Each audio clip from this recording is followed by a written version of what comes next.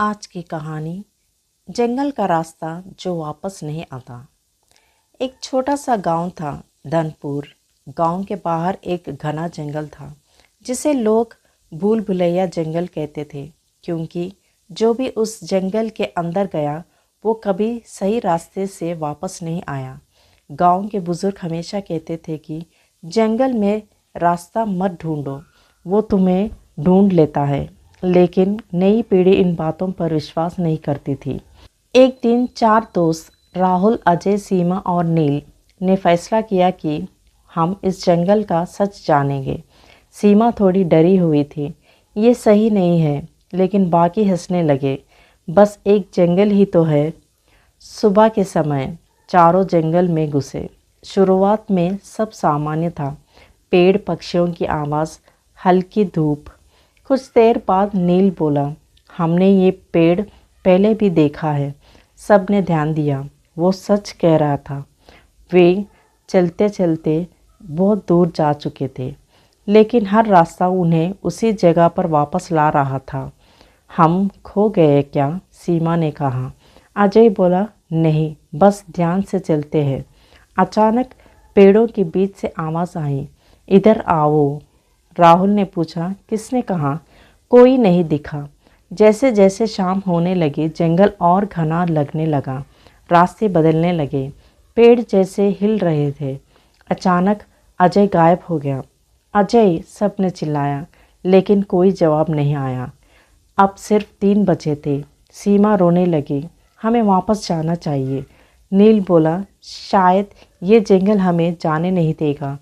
आवाज़ फिर आई, अब 3। तीनों भागने लगे, लेकिन हर रास्ता फिर उसी जगह आकर खड़ी कर देती है। अचानक नील रुक गया, उसके आंखें बदल गई। वो धीरे धीरे मुस्कुराया। अब 2। राहुल समझ गया, जंगल लोगों को बदल रहा है। अब सिर्फ राहुल और सीमा बचे थे। अचानक सीमा भी रुक गई। वो मुड़ी और बोली, अब 1। अगले दिन गांव वालों को जंगल के किनारे सिर्फ एक जूता मिला। आज भी उस जंगल में जाने वालों को आवाज़ आती है, रास्ता मत ढूंढो, खुद को बचाओ। राहुल के गायब होने के बाद घनपुर गांव में डर फैल गया। 4 लोग गए थे, कोई वापस नहीं आया, सिर्फ एक जूता मिला। अब कोई भी उस जंगल की तरफ नहीं जाता था। बुजुर्ग फिर से वही कहने लगे, जंगल रास्ता नहीं बल्कि भूख है। कुछ दिनों बाद गांव में एक आदमी आया, देव। वो वन विभाग का अधिकारी था। ये सब अंधविश्वास है, उसने कहा। मैं खुद जाकर देखूंगा। गांव वालों ने उसे रोकने की कोशिश की, मगर उसने नहीं मानी। मत जाओ, वो जंगल लोगों को बदल देता है। लेकिन देव नहीं माना। अगली सुबह देव अकेले जंगल में गया। शुरुआत से सब सामान्य था। कुछ देर बाद उसे लगा कोई उसके पीछे चल रहा है। वो मुड़ा, वहाँ पर कोई नहीं था, लेकिन ज़मीन पर 2 तरह के निशान थे, उसके अपने और किसी और के। देव समझ गया वो अकेला नहीं है। जैसे जैसे वो आगे बढ़ा, पेड़ बदलने लगे, रास्ते गायब होने लगे। अचानक उसके सामने एक आदमी आया। वो राहुल था, लेकिन उसकी आंखें काली थी, चेहरा शांत लेकिन अजीब। तुम यहाँ क्या कर रहे हो? देव ने पूछा। राहुल मुस्कुराया, मैं यहीं रहता हूँ। तुम वापस क्यों नहीं आए? देव ने पूछा। क्योंकि, राहुल बोला, जंगल हमें जाने नहीं देता। ये जंगल, राहुल बोला, एक जीव है जो लोगों को खा जाता है। लेकिन तुम जिंदा हो, देव ने कहा। हम जिंदा नहीं, राहुल बोला, हम उसका हिस्सा है। अचानक पेड़ों के पीछे से और लोग सामने आए। अजय, सीमा, नील, सभी के चेहरे एक जैसे थे, खाली और शांत। अचानक चारों ने एक साथ कहा, अब तुम्हारी बारी है। देव भागने लगा, लेकिन जंगल का रास्ता बदल गया। अचानक देव रुक गया, उसकी आंखें भी बदल गई। वो मुस्कुराया, अब हम 5 हैं। कुछ दिनों बाद एक नया ट्रैवलर उस जंगल में आया। जंगल के अंदर 5 लोग खड़े थे। उन्होंने एक साथ कहा, आओ, रास्ता यही है। अब धनपुर का जंगल सिर्फ एक डर नहीं था, वो एक जाल बन चुका था जहाँ जाने वाले लौटते नहीं, बदल जाते हैं। एक दिन गांव में एक बुजुर्ग महिला आई, दुर्गा दादी।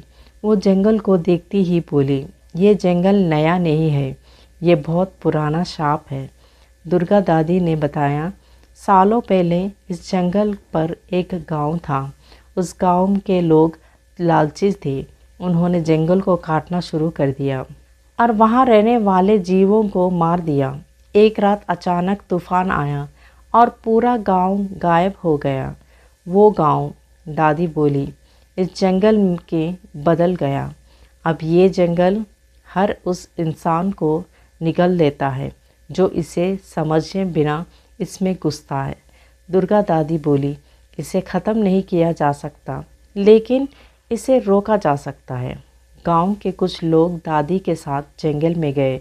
जैसे ही वो अंदर गए, रास्ते बदलने लगे, आवाज़ें आने लगी। अचानक राहुल, अजय, सीमा, नील और देव सामने आए। ये सब एक साथ बोले, क्यों आए हो?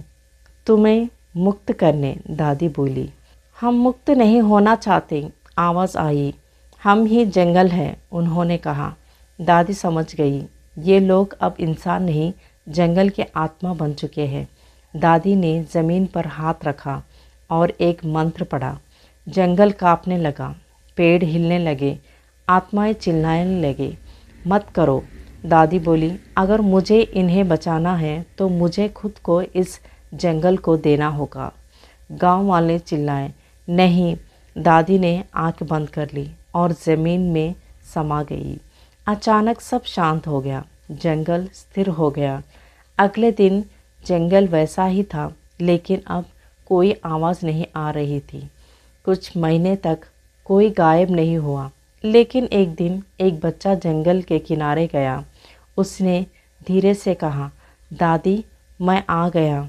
और अंदर से आवाज़ आई, आओ। धनपुर का जंगल अब शांत था। बहुत समय तक कोई आवाज़ नहीं, कोई गायब नहीं, कोई डर नहीं। गांव वाले सोचने लगे, शायद अब सब खत्म हो गया। जिस बच्चे ने जंगल के किनारे दादी कहना था, उसका नाम था चिन्मय। वो रोज़ जंगल के पास जाता और चुपचाप किसी से बात करता। उसकी माँ ने एक दिन पूछा, तू किस से बात कर रहा है? चिन्मय मुस्कुराया, दादी से। माँ का चेहरा पीला पड़ गया।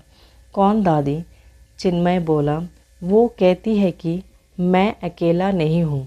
धीरे धीरे गांव वाले को फिर से डर लगने लगा। एक दिन चिन्मय जंगल के अंदर चला गया। गांव वाले उसे ढूंढने लगे। जब वो अंदर पहुँचे, जंगल फिर से बदल चुका था। पेड़ हिलने लगे, रास्ते घूम रहे थे। आवाज़ आई, फिर से शुरू। अचानक चिन्मय उसने सामने आया। उसकी आंखें गहरी थी, चेहरा शांत। डरो मत, उसने कहा। अब जंगल बुरा नहीं है, अब ये हमें बचाता है, चिन्मय बोला। अचानक पेड़ों के बीच एक परछाई दिखाई दी। वो दुर्गा दादी थी। दादी बोली, मैंने इस जंगल को रोका नहीं, मैं इसका हिस्सा बन गई। अब ये उन लोगों को नहीं खाता जो डर के साथ आते हैं, लेकिन दादी बोली, जो इसे चुनौती देंगे उन्हें ये हमेशा के लिए रख लेगा। गांव वालों ने तय किया, कोई भी जंगल के अंदर बिना कारण नहीं जाएगा। धीरे धीरे डर कम हो गया, लेकिन सम्मान बढ़ गया। अब जंगल एक श्राप नहीं, एक संतुलन बन चुका था। सालों बाद एक शहर का आदमी वहां आया। उसने हंसकर कहा, ये सब अंधविश्वास है। वो जंगल में चला गया। कुछ देर बाद आवाज़ आई, तुम डरते नहीं हो, इसीलिए तुम यही रहोगे। यही इस कहानी का अंत है।